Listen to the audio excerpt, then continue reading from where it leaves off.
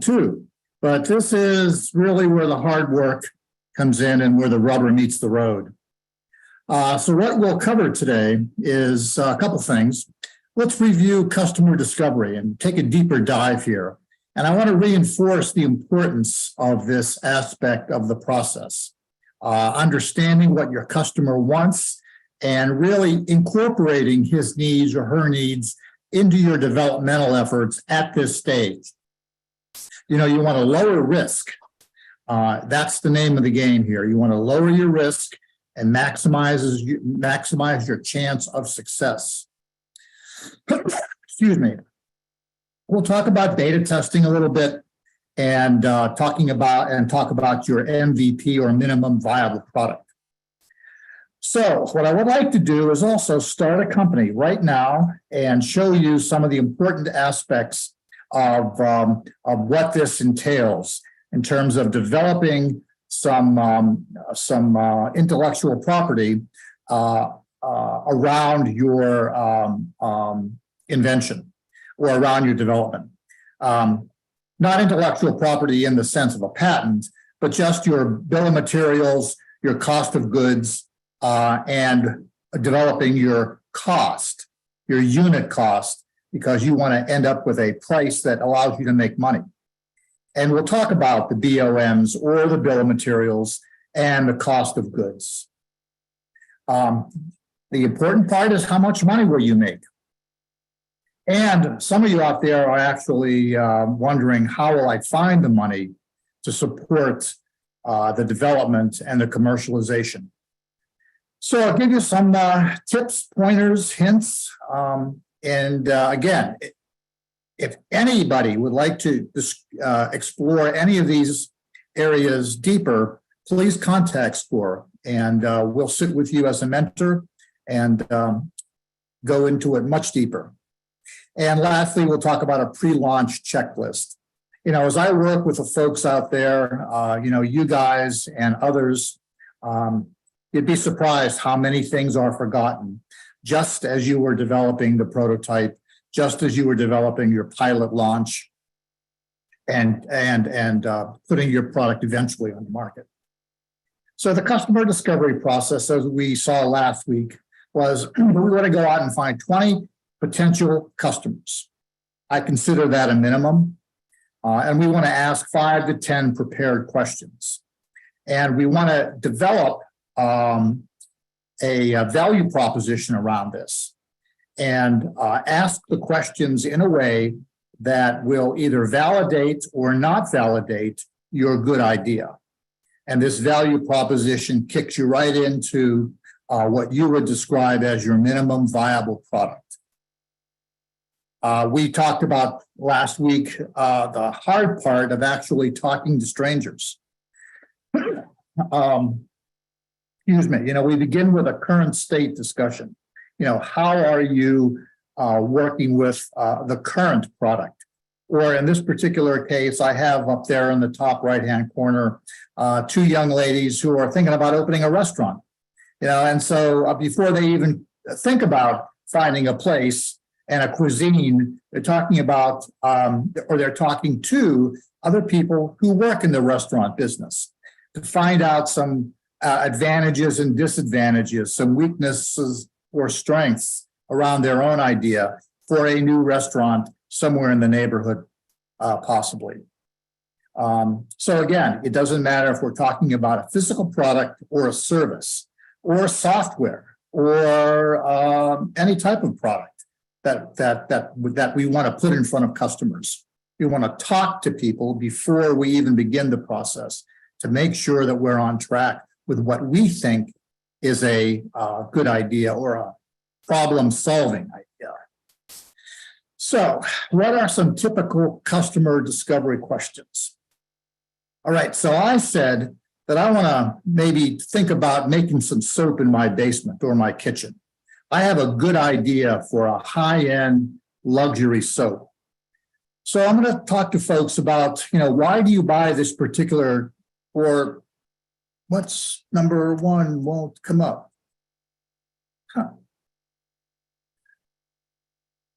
All right. So let's go to number 2. I was going to ask you, number 1, what type of soap do you buy? And maybe why do you buy this particular type of hand soap? Oh, there we go. What type of hand soaps do you prefer? Why do you buy this particular type of hand soap? What is an example of a hand soap that you were dissatisfied with? I want to know the full spectrum of how you wash your hands, if you even use hand soap. Do you buy the cheapest brand possible? Because what I want to do is I want to make a very high-end luxury type of hand soap. And I know exactly the customer that I have in mind to buy this hand soap. I'm going to ask, is fragrance or scent important to you? How much would you pay for a luxury soap? And here I'm going to get an estimation of, what their tolerance for a higher price luxury product would be. If a product like this available, would you buy it? And lastly, what would be your purchase frequency?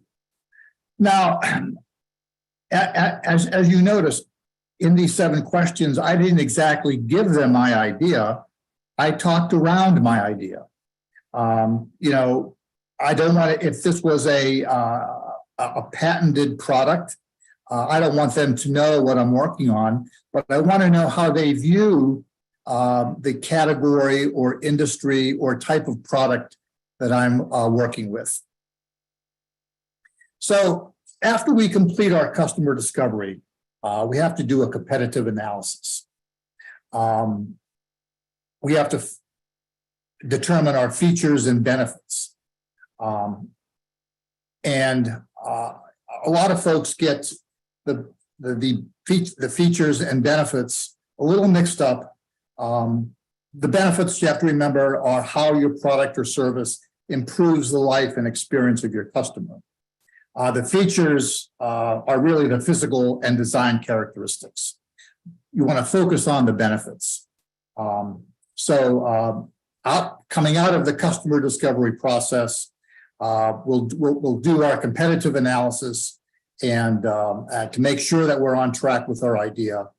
And again, we want to finalize our value proposition. So we have to understand our competition. Where do I fit? What is my niche? What I advise folks to do is to take a simple spreadsheet. And here, I'm not going to talk about soaps, but I'll talk about herbal teas. I was advising someone a couple of months ago on her project, and this is a competitive category. There are a lot of teas out there. So before we confirm our value proposition, we want to make sure that others don't have the same value proposition as we do. So what you would do is just take a simple spreadsheet, search Amazon, basically, or search Giant Eagle or Heinen's, a typical grocery shelf. And they would have a number of competitive products there on the shelf. Find out what price they are, what is special about that tea, and any other material information you want to include on the spreadsheet that will help you determine where the niche is, where your opening is.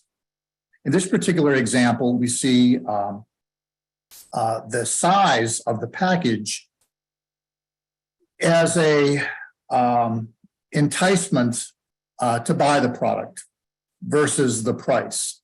They're all about the same with the exception of the Pucka Herbal down there. But they all talk about being either herbal or a breakfast tea. One gives you a 10 flavor variety pack. One specializes in high caffeine. And of course, the Pucka Herbal is the organic one that is favored by some folks. So finding out that niche, that white space, as we called it in the first part of our series last week, that's where you want to be. So let's build a prototype. And that's my scented soap on the right there. I don't have my label on it yet, but I'm thinking about all of the features and benefits I could put on that label. But right now, I just have a formula. I have a package. I have a jar, basically, right? And a pump sprayer. So what I want to do is I want to sell this scented soap to luxury spas, country clubs, and some maybe high-end restaurants. So what I want to do is make my prototype. So I'm going to be in my kitchen making my prototype. But if you have a physical product that is more mechanical, that is a plastic product, for example, there are plenty of places in Cleveland where you could go to a rapid prototype, either with 3D printing or with some other type of prototyping. We have ThinkBox down at Case Western Reserve. We have a LaunchNet facility, which is very similar to ThinkBox down at Kent State for our southern folks in the counties. Magnet, for example, some of you may know about Magnet. It is a manufacturing and advocacy group here in town. Their facilities are absolutely tremendous. They would hook you up for a minimal monthly fee with some engineering advice and maybe some business advice also. That fee, I believe, is about $400 a month. It is a value that I have found to be tremendous for some folks who want to get into the game and who want to find out if this prototype can be made and eventually developed into a product. Then again, we have some Northeast Ohio product design houses, such as Cardboard Helicopter, Smart Shape Design, Balance Design. Probably the most famous of all is the Nottingham Spurk Design House over in Cleveland Heights. These folks are actually a little bit more expensive. They have a full complement of CAD, CAM, computer-aided design, or 3D printing capabilities that can take your concept immediately, reduce it to blueprints, and get you into a place where a prototype can be produced rather quickly. For my hand soaps, though, I don't need any of that. I just need a laboratory, basically, which I can put in my kitchen with a few beakers and some running water. All right, so let's move on to prototype testing. I'm going to make a few formulations in my kitchen, and I'm going to give it to my friends and family. That's the kind of the alpha test. If I want to fail, I want to fail in front of my friends and family, and not in front of other folks. So there you start, and it doesn't matter if you're working for Procter & Gamble or Dave's Scented Soap Company. People do alpha test all the time with friends and family. The beta test would be the next step, of course. It's the evaluation of your claims that will confirm your value proposition, features, and benefits, right? So you have something that you think will sell in the marketplace. This is where you, unveil your product, your minimum viable product, and begin to gather information. Here you would invest, again, in obtaining good information. You may want to do a focus group. A focus group is where you would bring 5 or 6 people together in the same room. You would buy them pizza. You would give them a lunch. You would set up a conversation, a dialogue over the product or the service that you want to bring to market, and you want to get the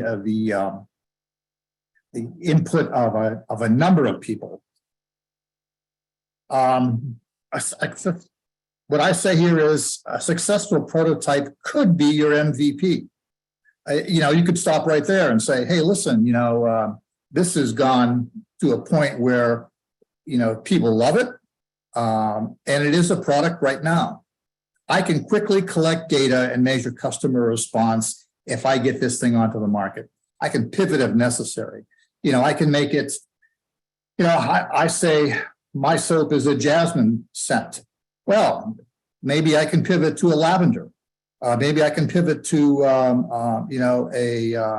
a citrus scent. If there's enough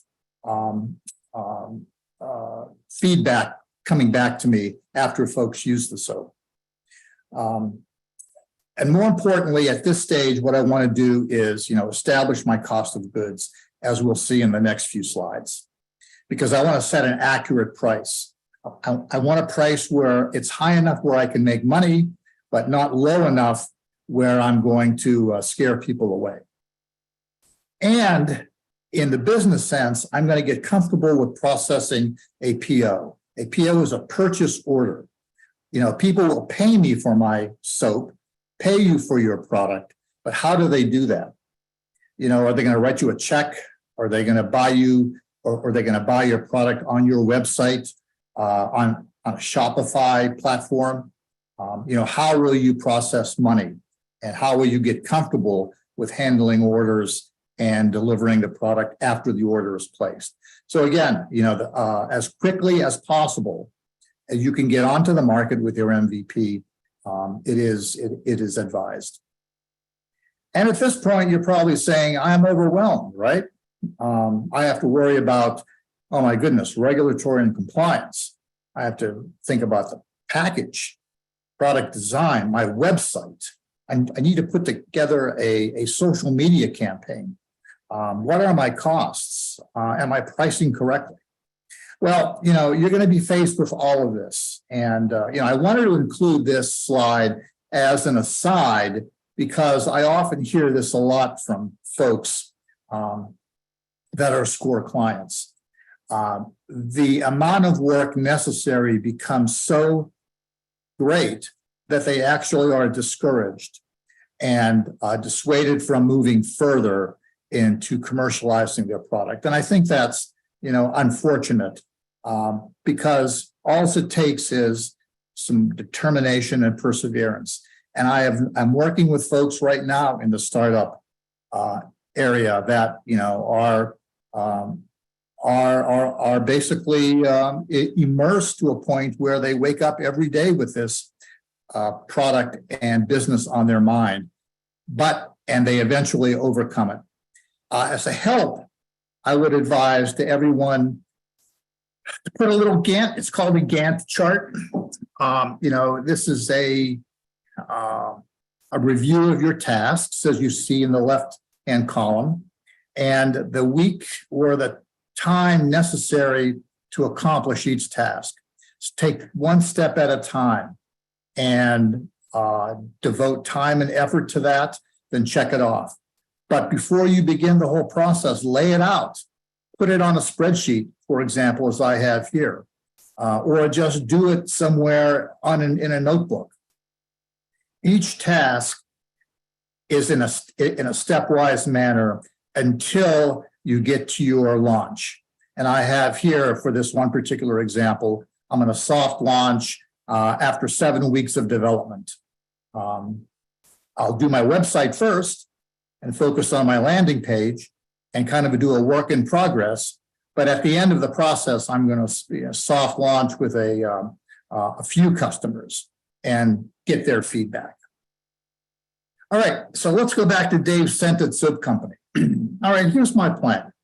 I'm going to start manufacturing in my kitchen until I get too many orders to fill. And when that happens, I'm going to find a contract manufacturer to make the soap for me. Now, this often happens in household products, cosmetics, personal care products, where the person can literally start in their basement. Excuse me. You can buy a few things on Amazon. Amazon will sell you anything that is related to manufacturing and industrial equipment. You can literally put it in your garage. So what I'm going to do is scale up eventually. Now, after I make it myself and I find that there are too many orders coming in, I'll work with a contract manufacturer. And a contract manufacturer simply is someone who works under a contract to make your product specifically for you. Now, they're making other products, of course, but you work with them. You have to pay them, of course, and we'll talk about that.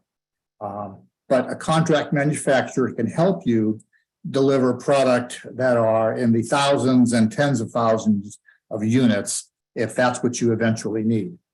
And we all hope that we have those kind of problems. So let's talk about how much will it cost to make and how much money will I make as I develop and commercialize.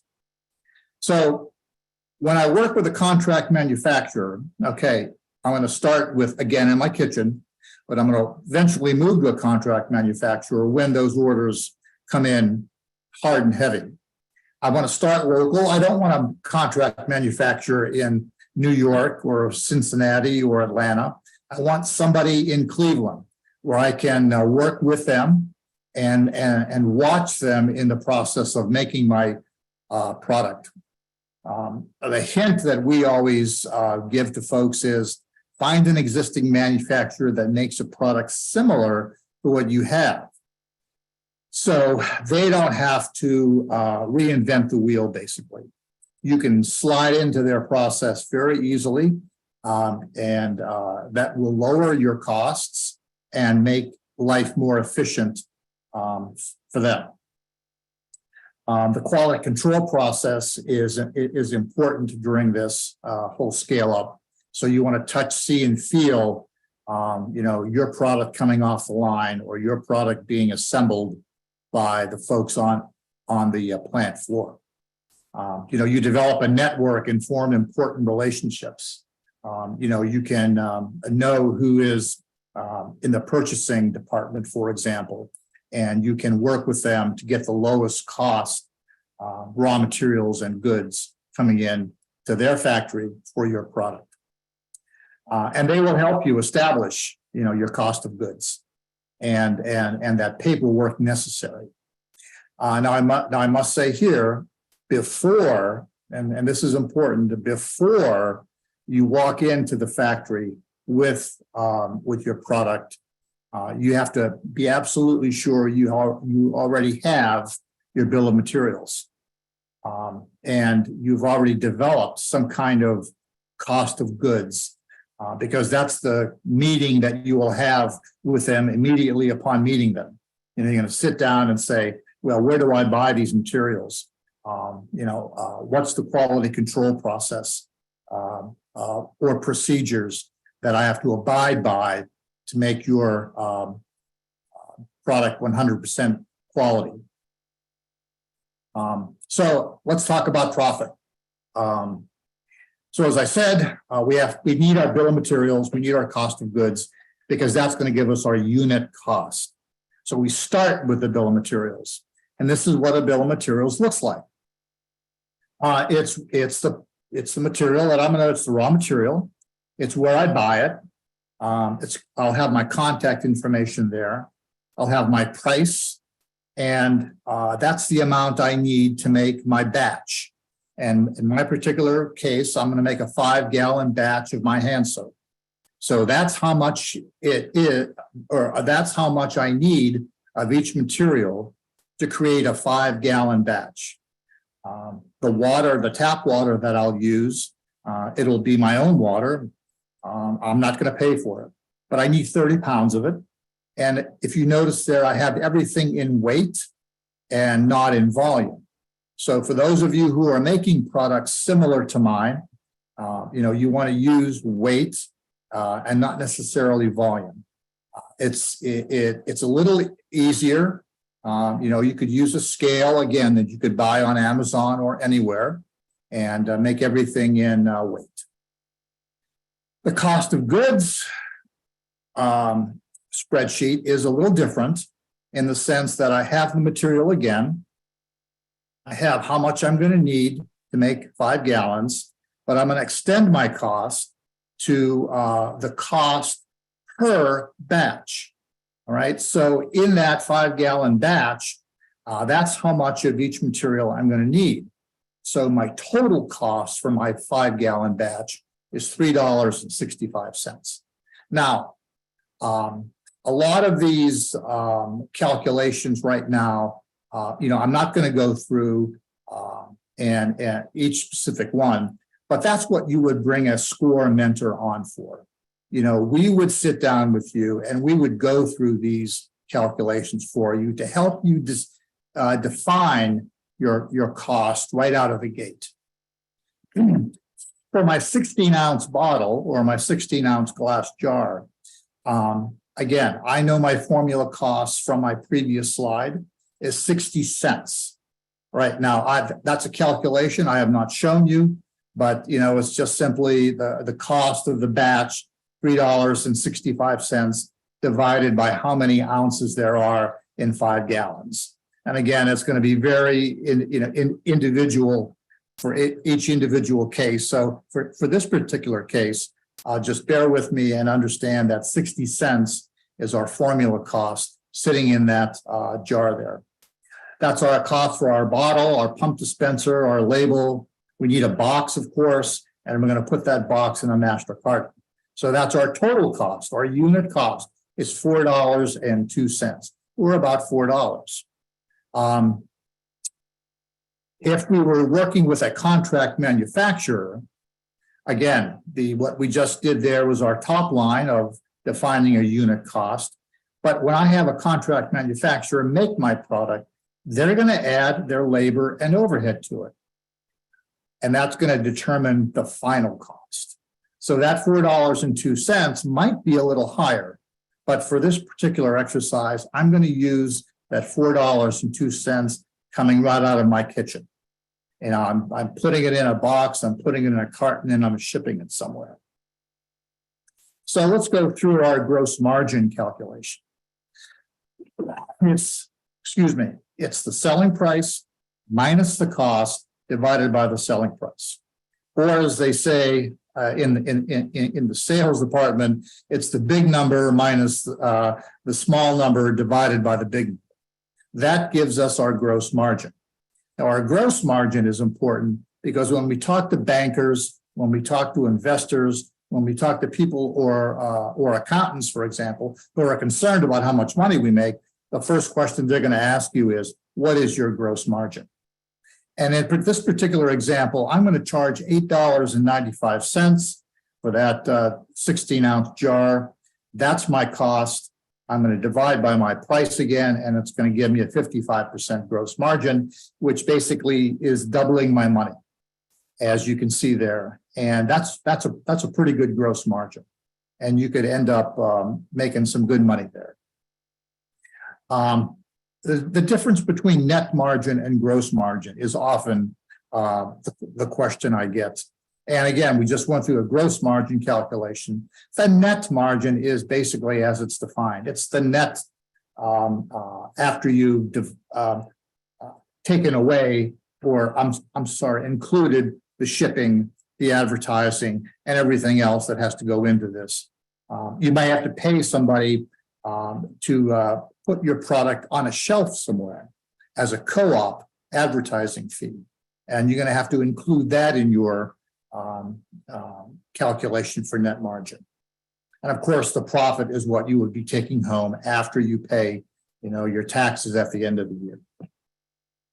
So a pre-launch checklist, some of the things that I've had to work with folks on is to make sure the price, positioning, and product and promotion, the websites, the social media, all have to be interrelated in some way. You can't say things in your marketing collateral that are not on your website.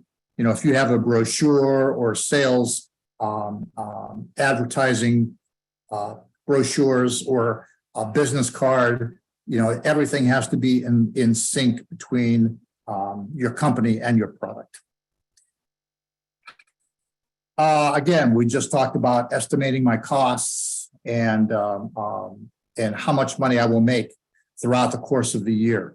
What I advise everyone to do is to do a monthly schedule, a monthly estimation of your costs, because you're going to be buying raw materials. You're going to be buying things to support your activities over the course of a year. So if you can reduce everything to how much money you will make per month and how much money you will spend per month, is probably the best and most efficient way to manage your business. You want to lower your cost over time, you should have a plan to do that. You know, like my $4.02, which is my cost of goods, I want to make sure I get that down lower and lower as time goes on. You'd be surprised how many people walk into a quality control, or I'm sorry, walk into a contract manufacturer without a quality control document. You know, and then a manufacturer then really has no idea as to what constitutes a quality product after they produce it. The regulatory and compliance issues. You know, if it's a mechanical device, it's a lot different than if it's a chemical product. With my chemical product, I need an MSDS sheet. I have to make sure that you know, I'm not shipping anything that is hazardous, and there are some compliance issues with chemicals that are different than manufacturing an electrical component, which is an underwriter laboratories compliance issue versus anything else. With software and services, compliance and regulations are not necessarily that big of a deal. And lastly, inventory and sales demand. The question always arises: should I build inventory first and then get my sales, or should I get sales demand first and then find out what that is, then build inventory to match it? Well, the real answer to that question is there is no good answer. You have to take each case by case and to make sure that you have the inventory to meet the sales, but by the same token, simultaneously, you have to go out and, you know, sell the product and make sure that there are sales to consume that inventory. So I wish I could give you a better answer on that, but I'll tell you quite honestly, it doesn't matter if you're Procter & Gamble, Toyota, or Dave's Scented Soap Company. That's always a point of a discussion of inventory versus sales demand. All right, finding money to support my launch. Always a topic with our clients at SCORE and with all companies. What a lot of folks do, and again, this is just a suggestion. Number one, start with a credit card. Now, the good news with credit cards is that they offer tremendous perks with travel, hotel,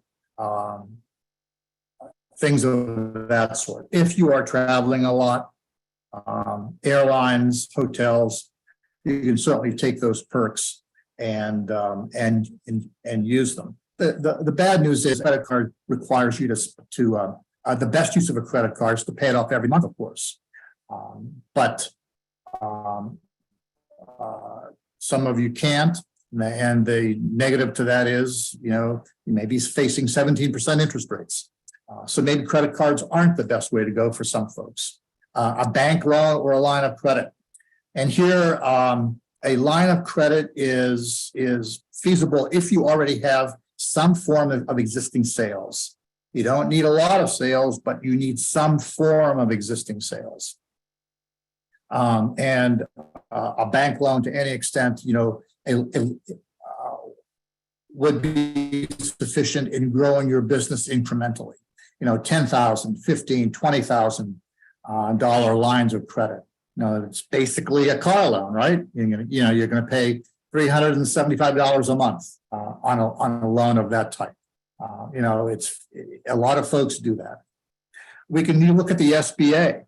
You know, Huntington Bank here in Cleveland provides the highest number of SBA loans of all the banks here in the city. You know, typical loans are from between $1,000 to $150,000. a small business ideal for, if you're less than $1 million in revenue, it's an ideal way to go.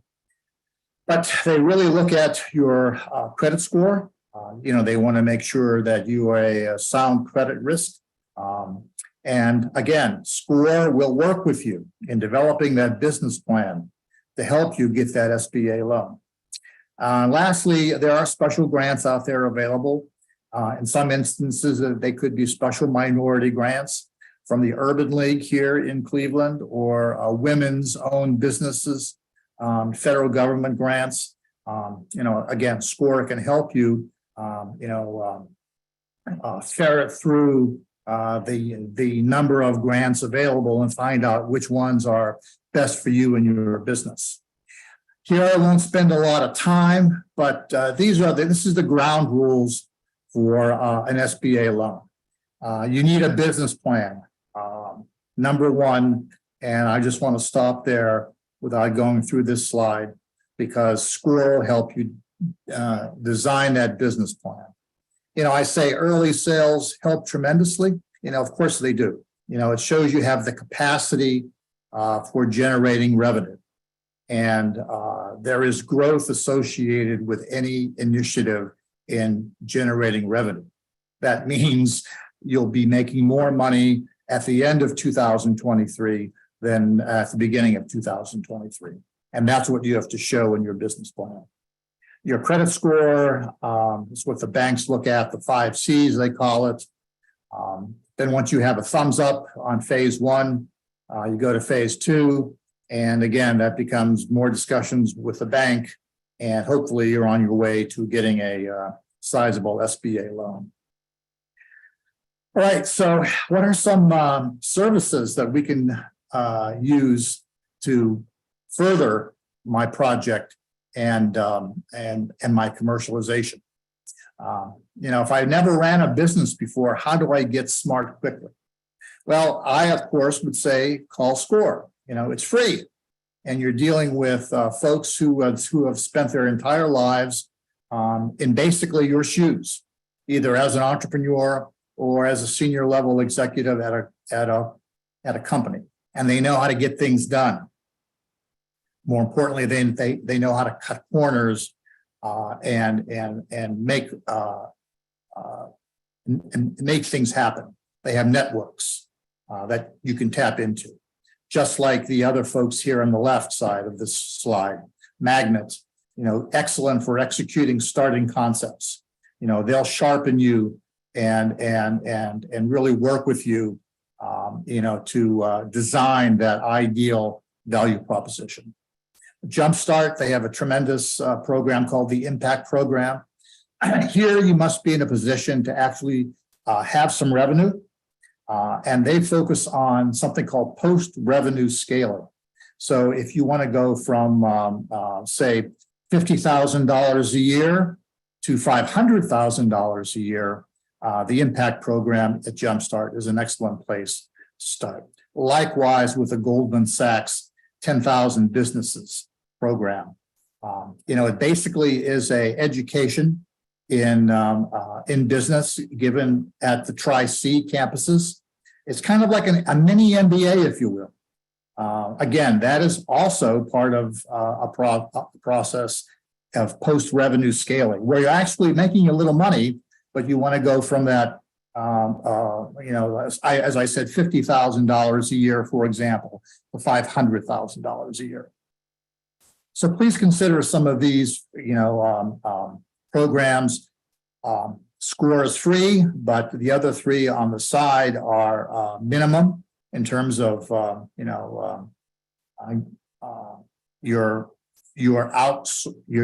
outlay for education. With Magnet, it's $400 a month, I believe. I'm not quite sure what it is for Jumpstart Impact Program or the Goldman Sachs, but please consider them. There's a number of places where you can get free help here in Northeast Ohio. I have their phone numbers there, but the websites are probably the best avenue to search them out. The Cleveland State SBDC Center, the Hispanic Center, the Urban League, as I mentioned earlier, and then lastly, again, there's SCORE Cleveland. I would advise all of you to go to the website that we have here at SCORE Cleveland and sign up for a mentor. Again, we can help you on a personal one-to-one basis. And I know I skipped through some of these concepts rather quickly. As I said earlier in the presentation, this is the most difficult process of the new product development effort. And it does require some help, and it could even require, a one-on-one mentorship with SCORE. So please consider that. Next week, we'll talk about generating sales. Once you have something that you're ready to take to market, I'll give you some hints and help on, how to generate sales quickly and actually make some money.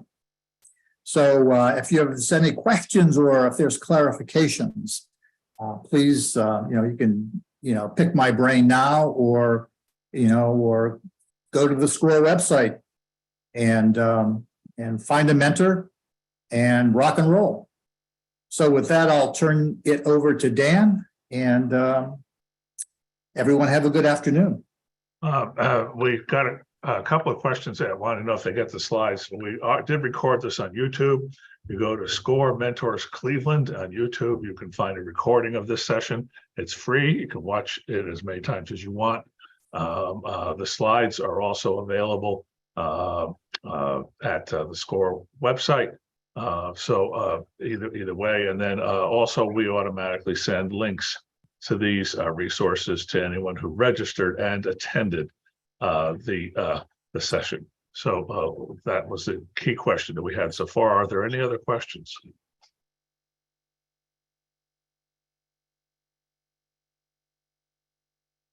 Yeah, as Dave mentioned, it can feel like you're drinking from a fire hose. It's a lot of stuff, but a journey of 1,000 miles begins with a single step. Then you take another step and you work the problem. Then you take another step and you work the problem. All of a sudden, you're got a thriving business. So it just takes patience, perseverance, and a lot of hard work. Okay, well, so with that, I thank you for your attention on this beautiful day. Let's go out and